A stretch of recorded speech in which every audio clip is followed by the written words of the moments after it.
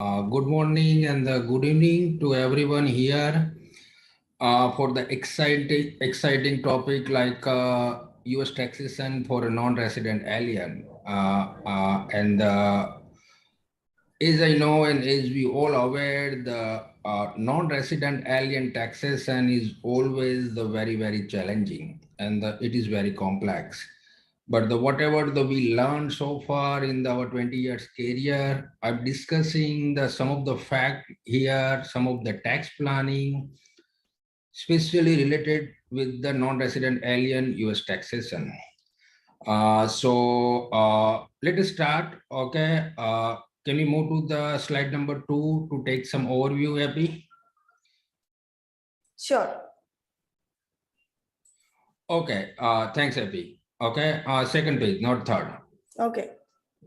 So on the today's webinar, we are going to discuss some of the definition of the resident alien and the non-resident alien, sources of the income, forms in detail for an individual, partnership, and the corporation, U.S. tax treaties, how the U.S. tax treaties are useful to override the main code section of the IRC with the various countries, especially the US taxation for the foreign student, gift and estate tax. As you all know, that this is the major tax in the US as far as the gift taxes are concerned and the estate taxes.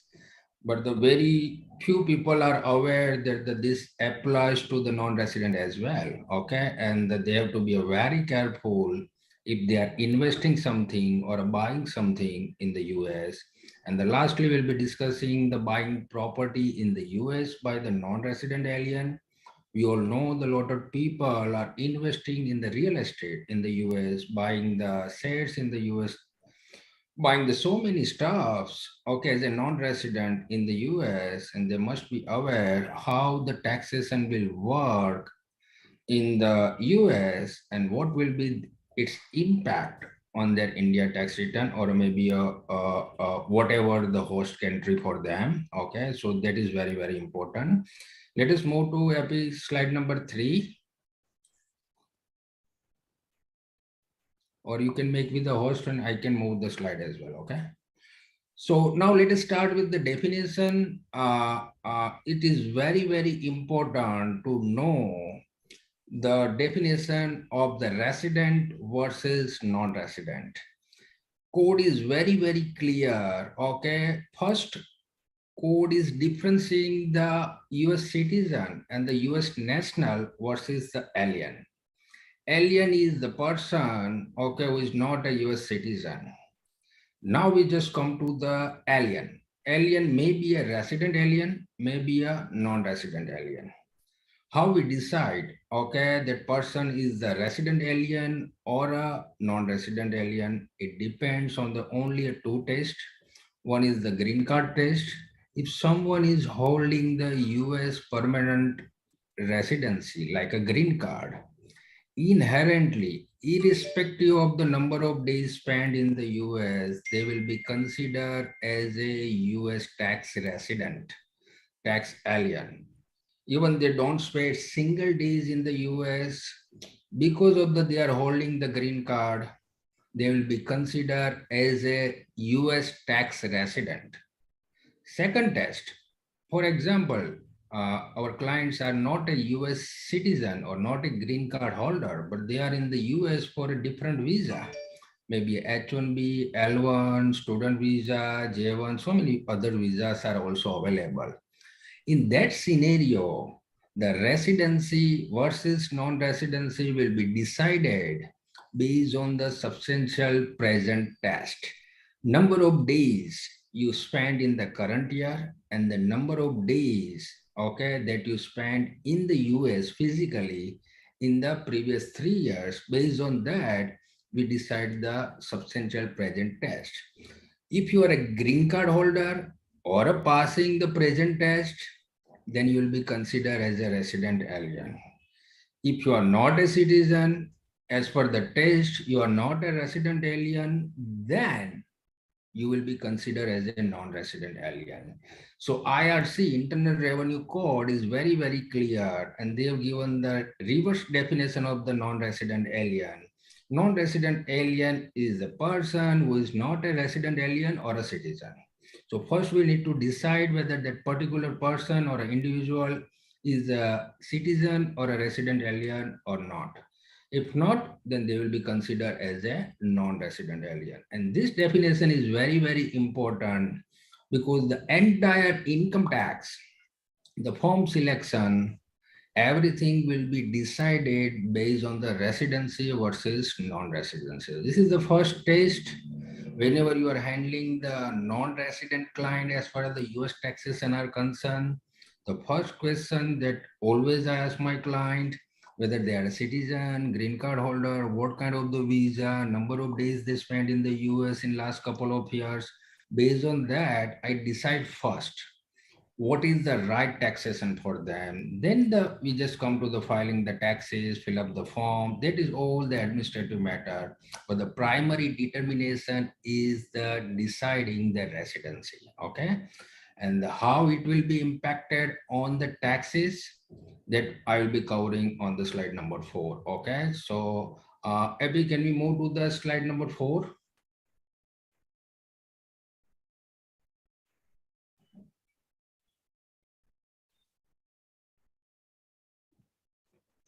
Epi? I did. And also you are the host now. So. Okay, thank you. But still I can't change.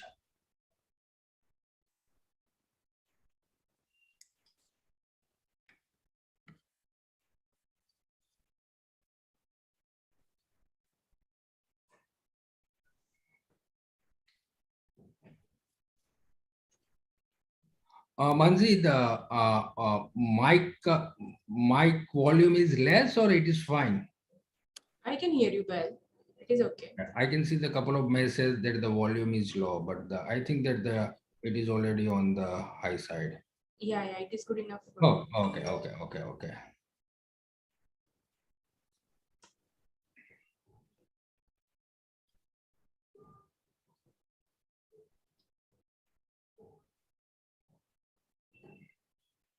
Okay, yeah, sorry guys. So now the real taxation come into picture, okay? The sources of the income. Very clear rule, if you are a resident alien or a citizen, you will be taxed as per the US tax rule on the worldwide income. I can say the global income. So if you are a resident, if you think that you are a resident, filing the resident tax return, you have to report the worldwide income and offer the worldwide income and the taxation in the US. If you are not a resident alien or not a citizen, it means you are a non-resident alien. It means you need to offer the taxes in the US only on the US source income. You are not supposed to tax or report anything on your non-resident US tax return on the foreign source income, because US has a right to take the taxes for the non-resident alien only on the US source income. Now the question, very, very complicated, how to decide foreign source versus the US source? And this is the $1 million questions. Okay, how we decide that particular income is US source or a foreign source? Okay, and there is a standard rule given by the IRS, Internal Revenue Service, on their website as well. And we never assume anything. Okay, a lot of people assume that if the salary is paid from the US employer, if money is credited in the US bank account, then it is a US source, not like that. Okay, it doesn't make any difference where your employer is located, where the bank account, where the money is deposited. The very important is the source is defined as described by the Internal Revenue Service. Okay. So as I discussed on the slide, okay, we can move to the slide number 5, and I can tell you exactly how to decide the source. This is very, very important. When you are preparing a tax return for a non-resident, I never been the rush to fill up the form. Okay, it is very easy to file the 1040 NR, 1040, fill up the forms, reporting the income. But the planning, okay, what should be the included or what should not be included? What is the right selection of the form? Okay, if it is a resident, then 1040, non-resident, then 1040 NR, with the Mansi is going to discuss shortly all the forms in the detail. Very important from the planning point of view, that decide the source of the income. Okay, and here is, this is from the IRS website. It is clearly written, okay, and always decide the source based on the IRS description only. Salary, wages, other compensation, where the service is performed. Here nothing is written that the where the employer is located, where the bank account is, where the money is credited. No, where you perform the service, physically perform. I am a working from home, I am a freelancer, I am sitting in the India and performing the some personal services to the some of the my clients in the US. Is this the US source income? My answer is no. Okay. My answer is very, very clear. It is the foreign source income, because the where you perform the service from India, foreign country, then it's foreign. It's clearly then where you perform the service. Same rule will apply to the business income. Okay, even you incorporate the business or do the business with the US client. I think that it is very, very clear that the where you perform the service is very, very determinable factor to decide whether it is a foreign source or a US source. Business income with the sale of inventory, where it is sold. Business income with the sale of inventory produce, where that production, that material is purchased and the produce, the location of the factory, it is saying. Interest, very important. Residence of the payer, whoever is paying the interest to us, their residency will decide whether it is a US source or a foreign source. If someone is paying the interest from the US to us, it is a US source, otherwise it will be considered a foreign source. Dividend, whether a US or foreign corporation, where the company is listed, that company is declaring the dividend. If that company is registered and the listed in the United States, it will be considered US source. If that company is registered outside the United States, even the money is created on the US bank account, it never be considered as a US source. Rent, location of the property, where the property is located, from where we are getting the rental income, that is the determination. Abby, next slide. Okay, then the royalty, the natural reserve, we all know what is the royalty. Location of the property, royalty, patent and copyright, where the property is used, where the patent is used. Sale of the real property we all know, right? Land, building, commercial, residential, that is called as a real property in the United States. Location of the property, where the property is located. Sale of the personal property, it means any property other than real estate, it is called as a personal property, car, jewelry, or maybe furniture or so many other stuff. Okay. Personal property, seller's tax home. Okay. Whoever is the seller and where that tax home is there. If it is a India, then it is the foreign source. If it is a US, then the US source. Pension, where the service were performed. Okay. That earned the pension. See, the pension we all know. Okay, in our young life, we just perform uh, our services, get the salary, then we get the pension at the retirement time. Okay, but the pension will be considered a source of the income, depend on the where we perform the originally the service. Okay, this is how it will be decided. Scholarship and the fellowship, generally the residence of the payer. Sale of the natural resources is the allocation based on the fair value of the product and the export of the terminal. This is very, very important. Okay, hardly people know how to decide the source, lot of the assumption, but this is the clearly defined in the Internal Revenue Code. This is clearly defined by the IRS, and this is the base source. Even for the resident alien, claiming the foreign tax credit, okay, this may help you to decide the foreign source, okay. So now I can request Abby to raise the two poll question for me, okay, question 1 and the question 2 residency. First question for the residency, then second question for the source of the income.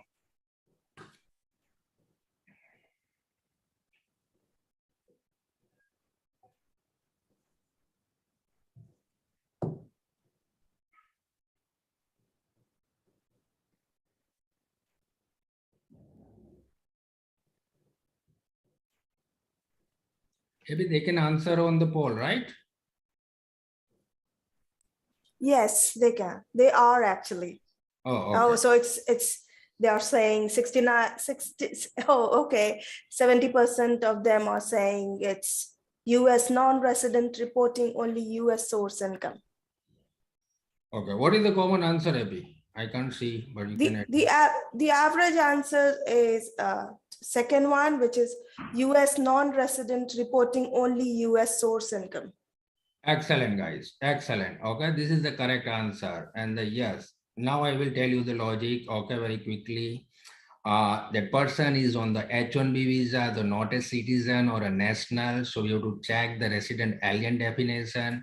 As per the alien definition, okay, if you see all the stuffs, okay, then based on that, is not a green card holder, not completing the physical present test, okay, then you will be considered as a non-resident. And you all know the non-resident will be taxed in the US only on the US source income, not he or she will not be taxed on the global income. Okay, yeah, so excellent answer. Okay, Abby, I can request you to raise the second question for me for a source of income. Yes, yes.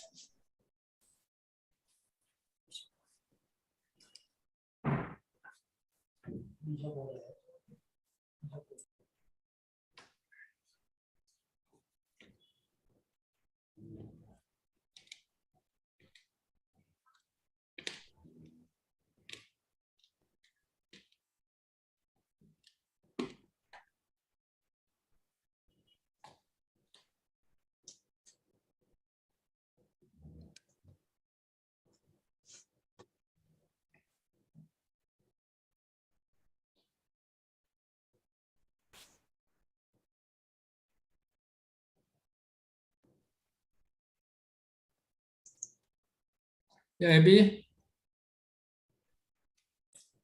Yeah, most of the people, they are saying foreign source of income is the answer. But Excellent. still voting. Let's wait. Oh, only 120, okay, 130 people have voted till now. So they're voting. Let's wait 2 more minutes.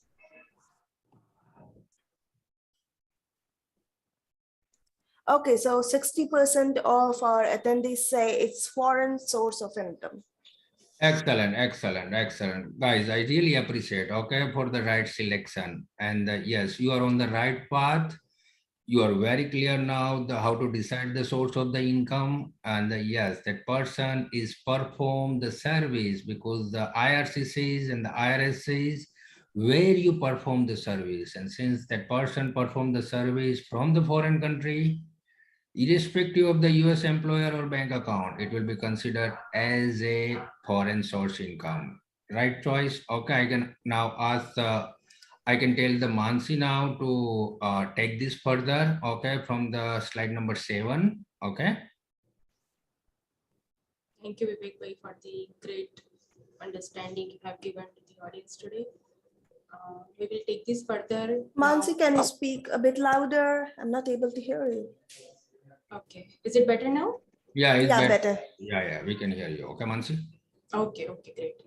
So, so let's move on. Basically, so now we have understood that what is the criteria to determine the residency requirement, and once it is determined that the person is non-resident or resident, we will further, proceed with the tax preparation based on that.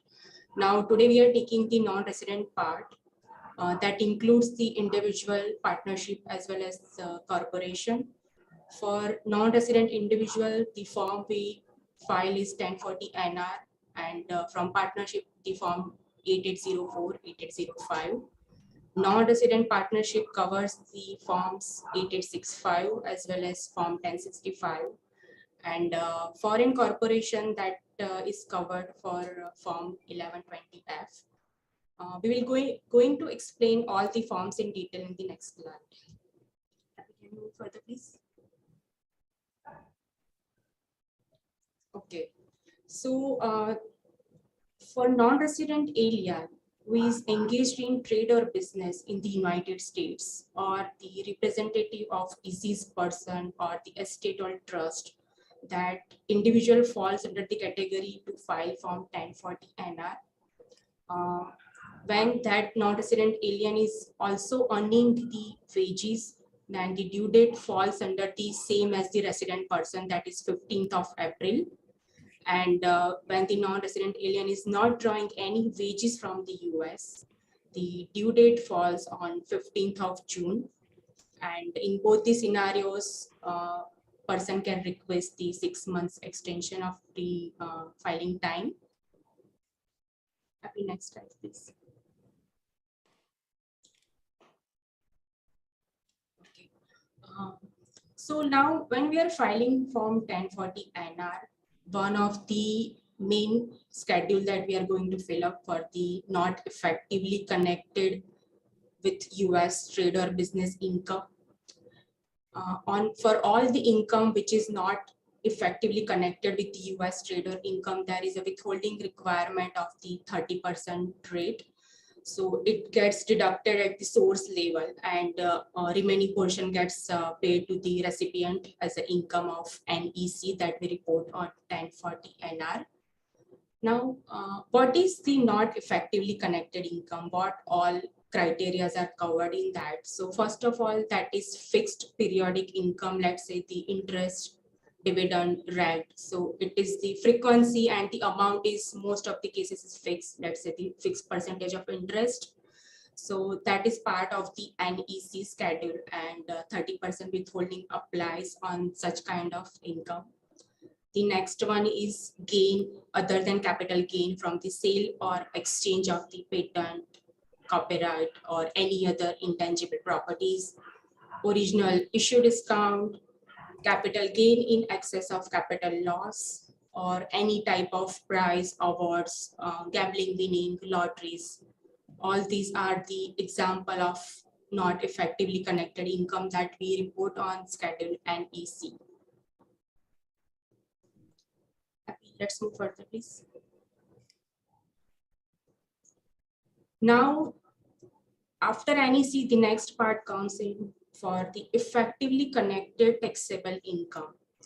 Now, this part mainly covers for the person who is foreign partner in the US partnership, that is covered by section 1446.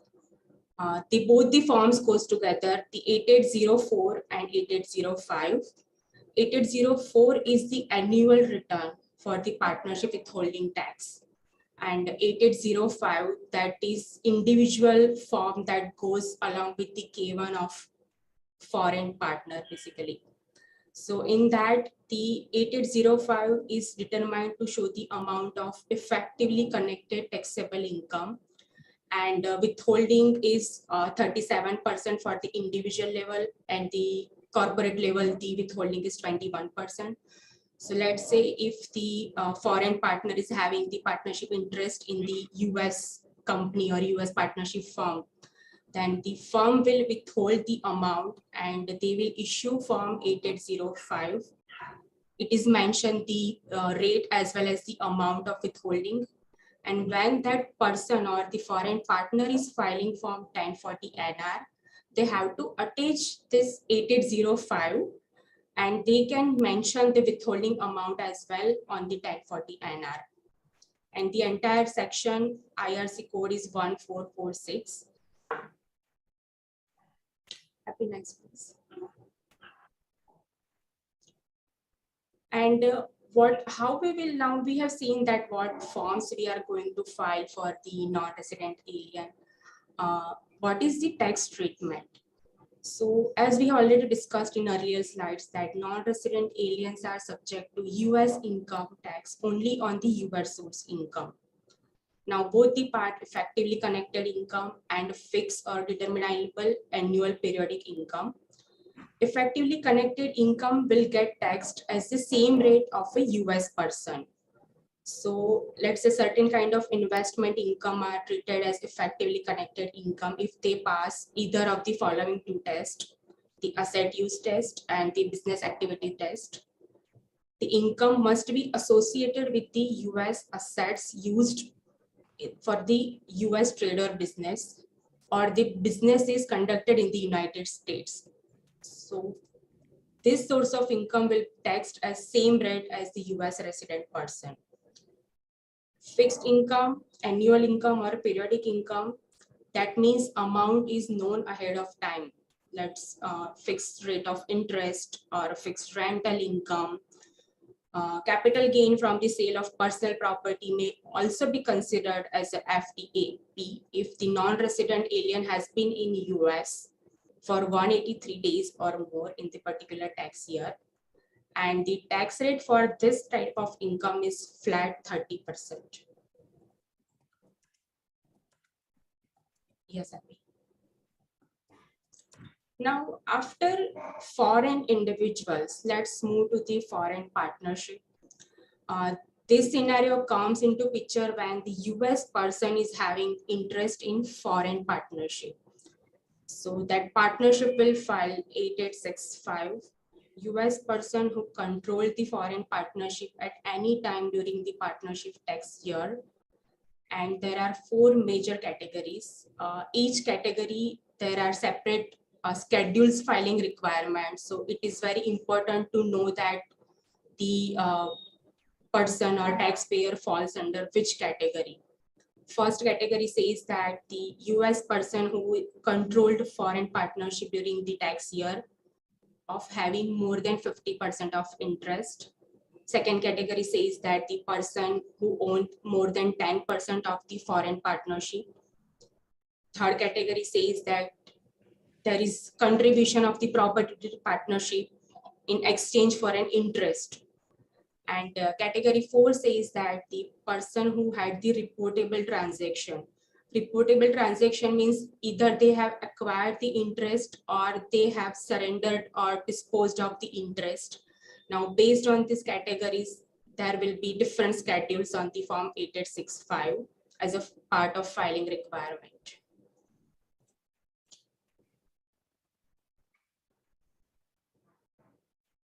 The next part comes in for the income from US source may require foreign partnership to file form 1065, where the partnership has a gross income derived from the source within the United States. So the earlier example was the foreign source of the partnership, and this says that the gross income derived from the source within the United States, or gross income connected with trade or business conducted in the US partnership that are organized outside of US but have passive investment, and therefore they require to file form 1065 and they have to issue K1 to all the US partners. And that is where based on the K1, the individual partner will report their share of the income on their individual tax return.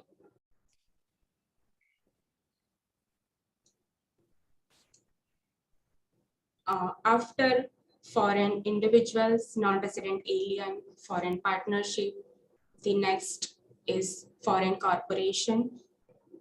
There is a form filing requirement of 1120F of US income tax return for the foreign corporation. The foreign company can establish a branch or subsidiary in the US to conduct their businesses. And most corporations choose to form the subsidiary for many tax or non-tax reasons that we can cover after that.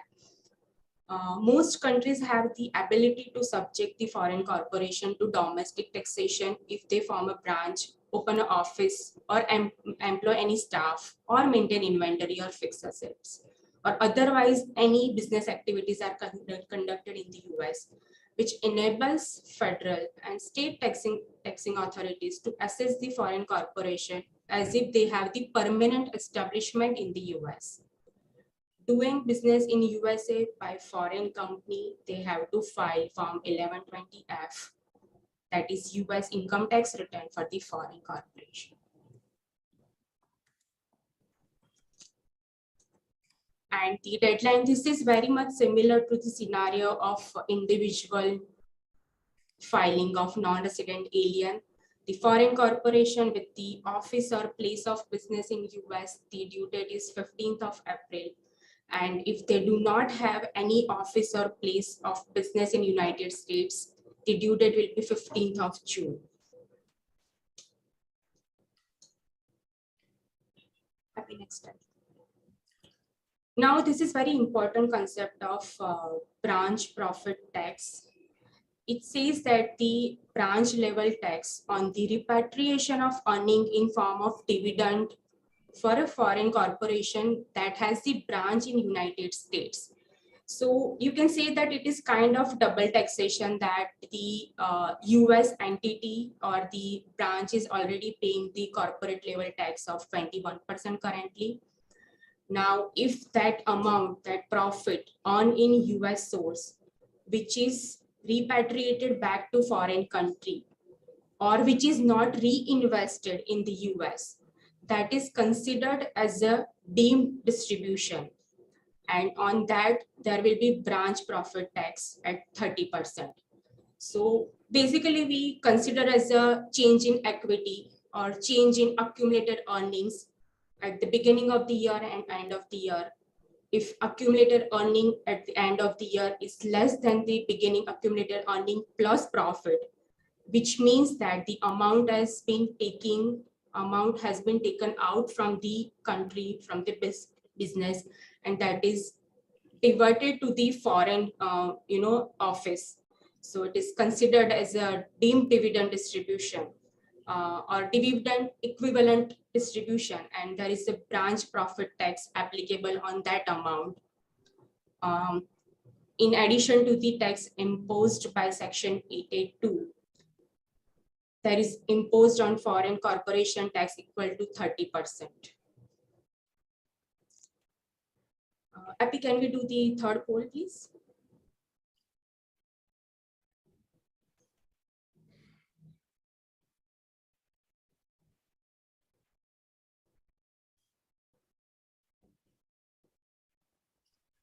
No, next one.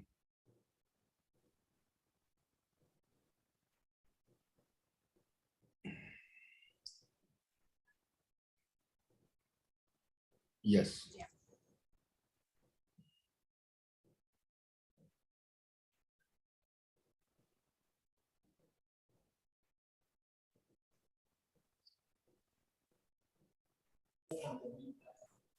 So till now, okay, 80% of our attendees are saying it's 30%. Answer is 30%. Okay, yeah.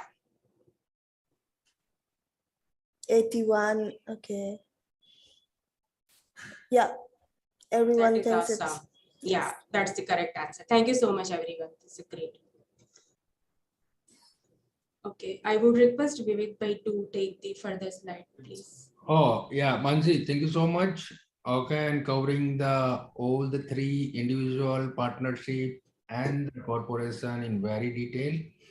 So, Abby, can you please move to the slide number 17? Withholding of the foreign person. Okay, still we have, I think that the 20 minutes is, guys, this is the topic which we can discuss for the number of hours. Okay, I'm just trying to summarize the discussion because the webinar is for 1 hour only. Okay, so I'm just trying my best to summarize everything here. Okay, so withholding of the foreign person. And a lot of questions, okay, and whoever here, the practicing chartered accountant, handling their Indian clients, or maybe any foreign accounting firm handling the US clients or a US business, this is the frequently coming, okay. What is the rules in the US for the withholding for the foreign person? In the India, we have a TDS, okay, tax deducted at source. In the US, we always say the withholding.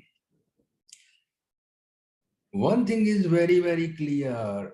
Unless the income is the US source, withholding doesn't apply.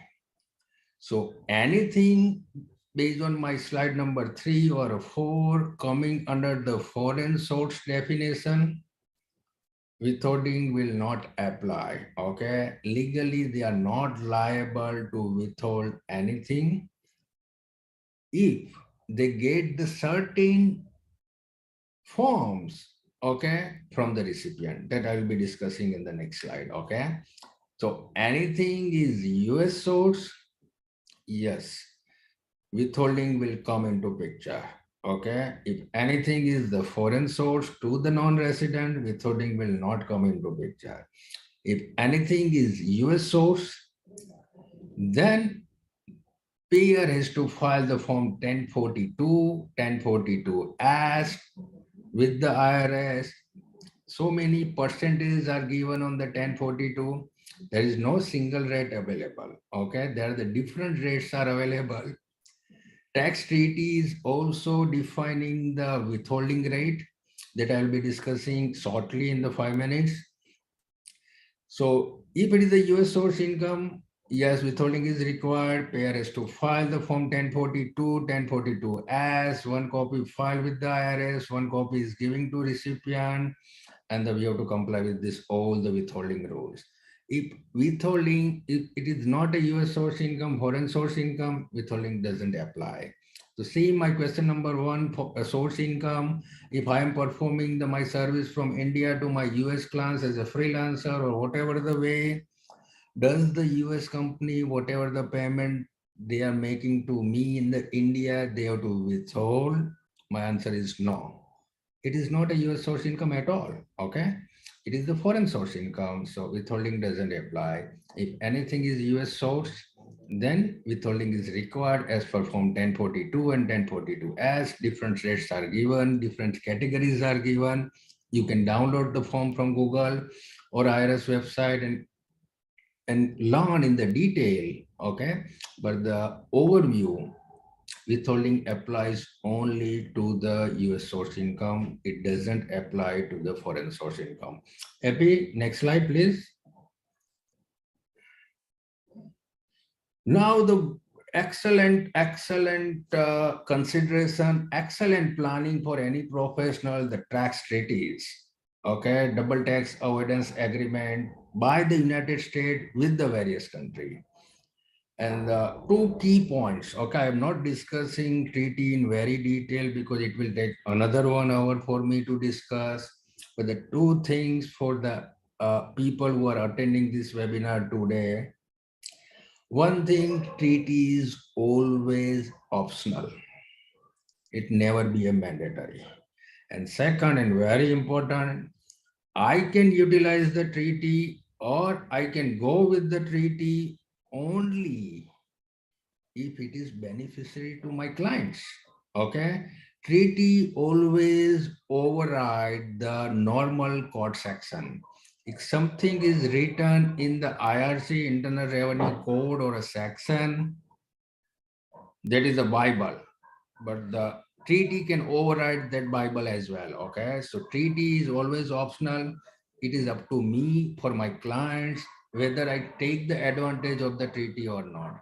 United States are having the tax treaty with the most of the country, but some of the major country also, they don't have a treaties. Okay, so if there is no treaty, then we have to just go with the only IRC. Okay, treaty cannot protect us. So, and whenever we take the treaty based position, as I mentioned, it is optional. It is not mandatory. It means I have to elect for a treaty-based position. If I am taking the treaty-based position on my income tax return, I have to file the form 8233 with the IRS, and I have to write that this is the normal code section. I am overriding. This is the treaty article number 6, 7, 8. And as for this article, I'm just going with this article and not the original code section. That is all we have to fill up in the form 8233, and we can override the normal code section. Maybe can you move to the next slide? This is all the list of the, you can find from the IRS website as well. Okay, the US are having the treaty with all this country. And I'm happy to see India is there. Okay, and we have a very long treaty. So treaty with the India, okay, having the very good article, but the you can see that the most of the country, but the I don't see the Brazil here or some of the countries. If you think you will not find here, it means okay for those country we don't have any protection with the treaty for the double tax avoidance agreement. Okay, Abby, can you please move to the next slide, please?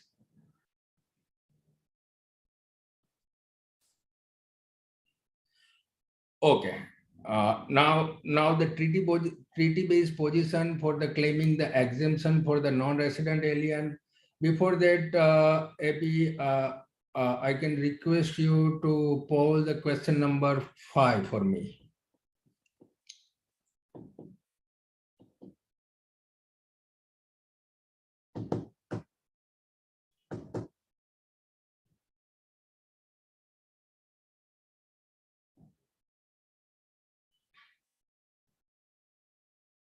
Oh, so 90% people think it's form 8233.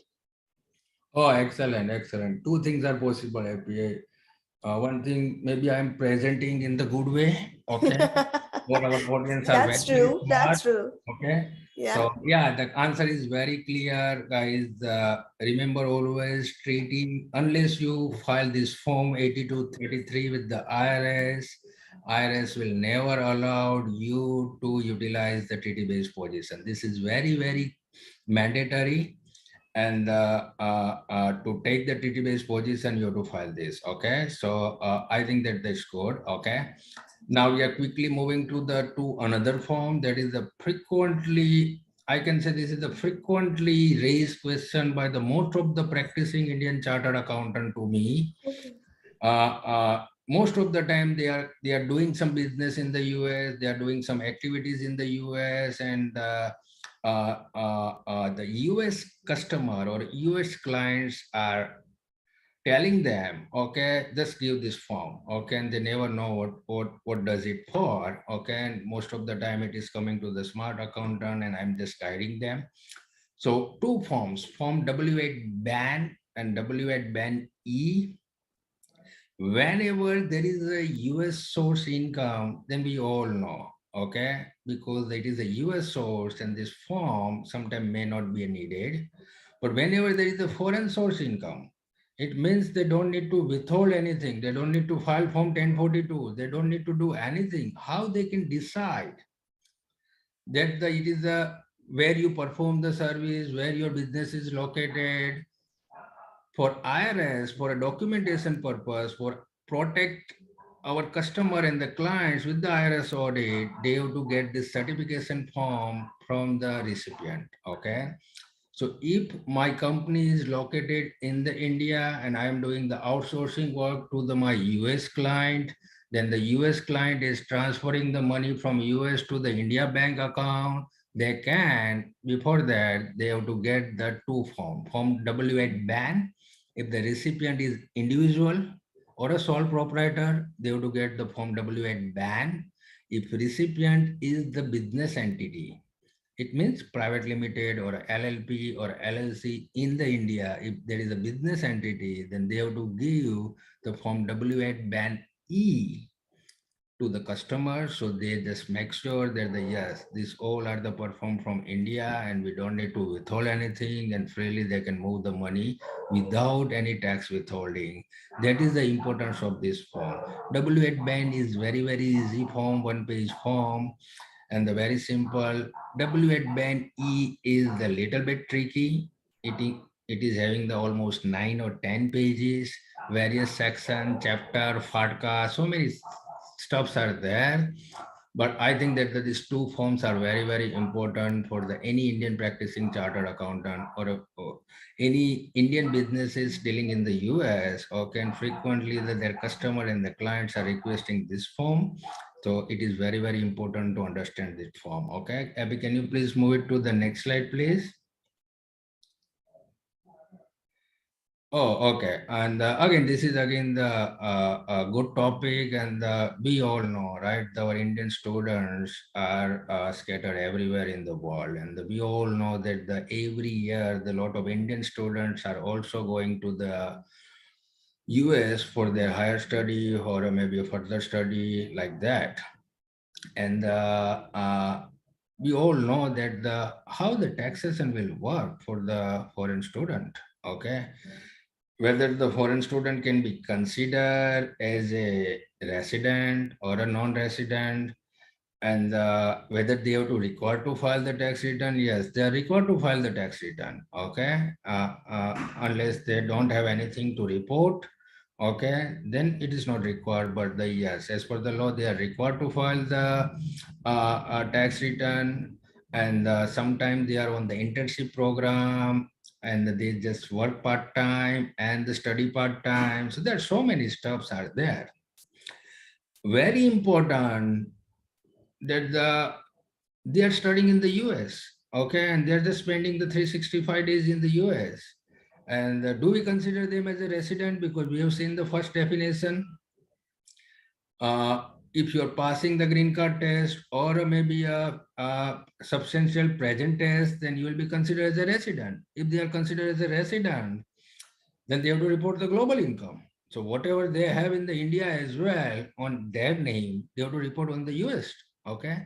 That is the reason, okay, for the student, IRS has given certain election. They have given the certain form filing where they can exempt themselves from the physical present test. Okay. And for that, they have to file the form 8843 with the IRS.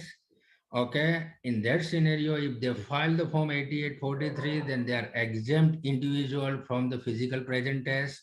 It means they don't need to file the resident tax return. They are happily can file the non-resident tax return, and they report only the US source income on their US tax return. And this is again the very important for the and this is given to the most of the foreign student. Okay, it doesn't apply only to the India. So yeah, and Abby, the next slide, please. Okay, before that, Abby, the last question for the poll, I request you to raise, okay? For a student, okay?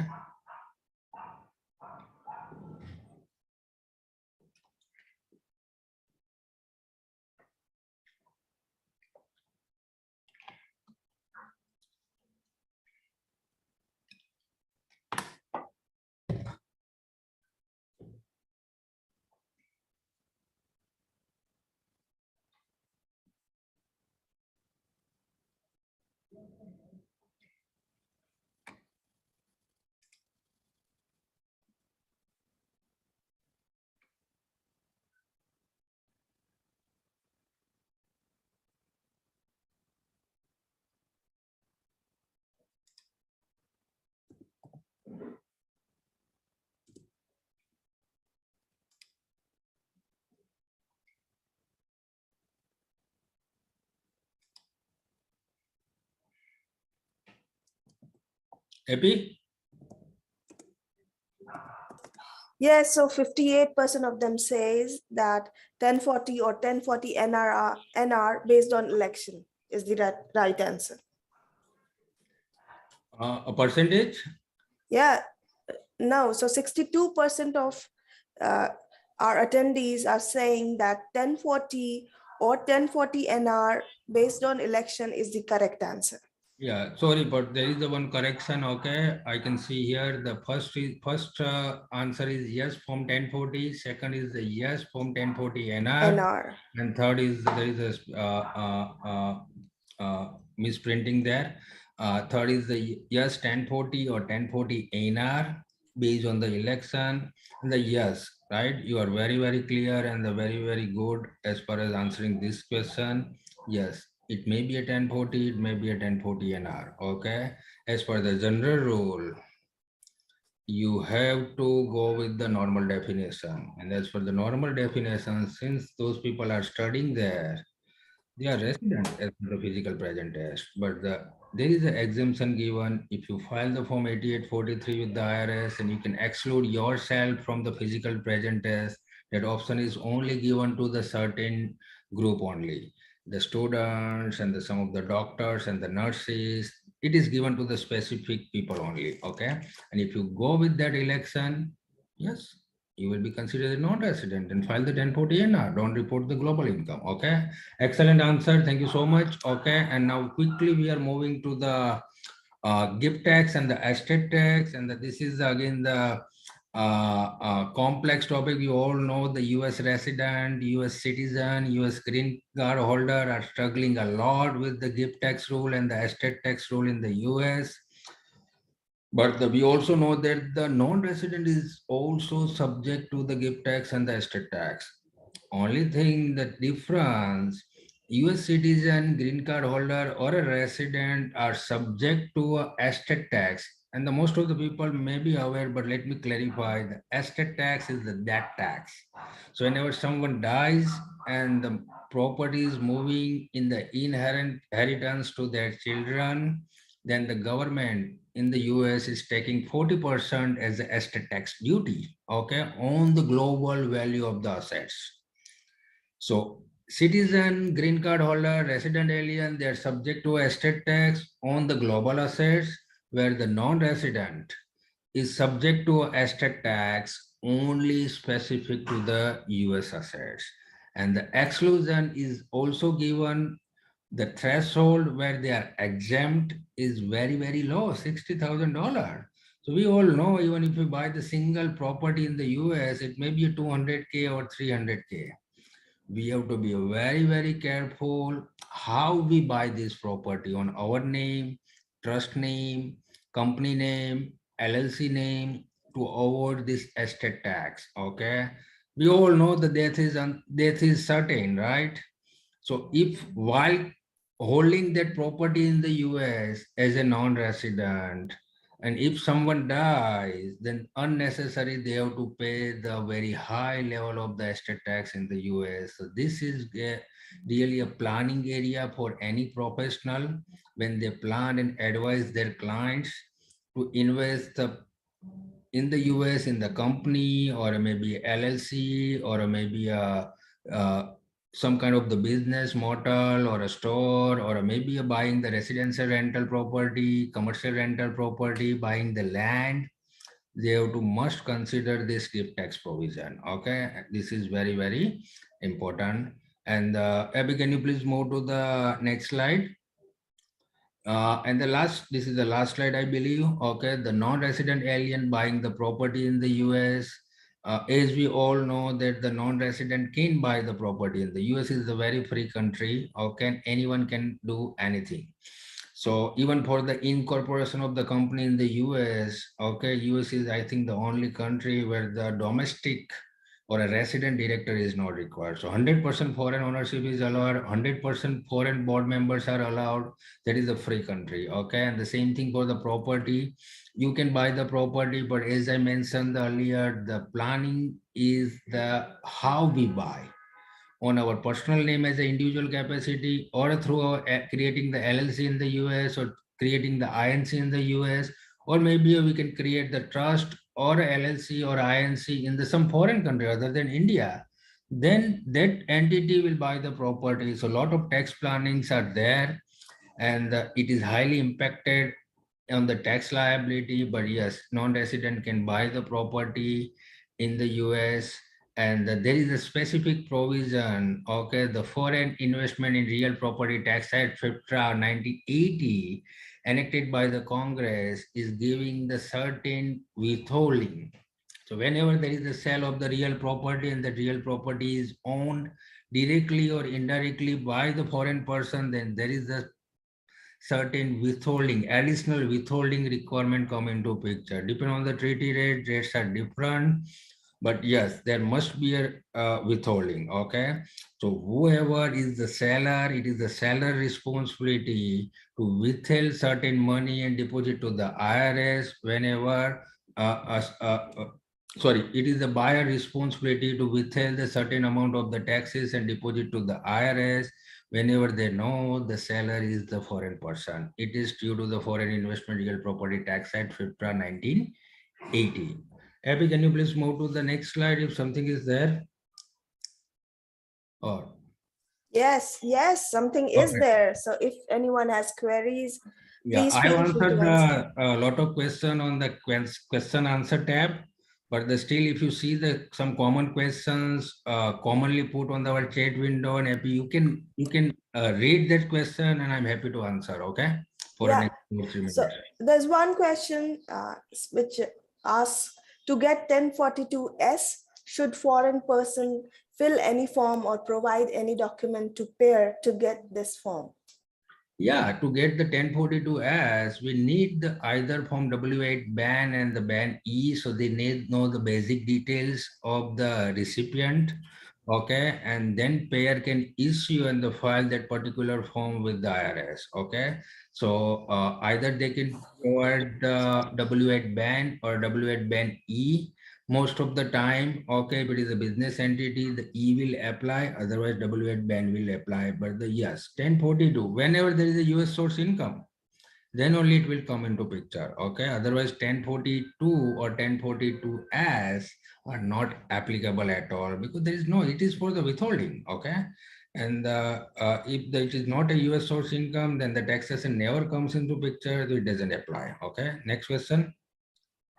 Next question is, what the treaty percentage of 1042S for Indian citizen who have invested in the US? See, if you see the 1040, as mentioned that this topic will take the 1 hour, okay?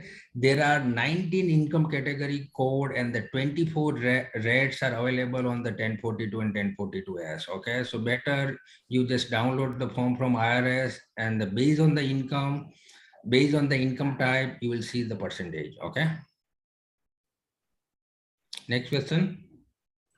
Next is, so if considered ECI, then form 8804 or 8805 to be filled with 37% tax? Yes, see the always the foreign partnership with the foreign partner, it is the effectively connected income, and they have to file the form 8804 and 8805, and the foreign partner is the individual. Then the yes 37.5 tax rate is there, and if the foreign partner is the corporation, and I believe the rate is the 21%. Correct, Mansi? Yeah, it's 21% for corporate. Anything else? No open questions? That's it. That's it, I think, unless Okay. somebody comes up. Yeah, I think that it's almost 1 hour. Okay, so let us we conclude the presentation. Okay, thank you so much for all the people who attended the webinar today. Thank you so much for my marketing team, Aparajita, and the entire team. Thank you so much, Mansi. Okay, and all my team for preparing a nice presentation. And I hope this will help you a lot as far as the US taxation for the non-resident alien is considered. And let us wait for the next week webinar. I'm just coming with the excited topic again, the US citizen taxation and the green card holder taxation with the international taxation issues. Okay, thank you so much for all your time. Okay, I appreciate. Thanks. Everyone, Thank please you, don't everyone. forget to register for the episode 2, as mentioned by Vivek. International taxation, US citizen and green card holder is the topic. We'll be waiting for your registration.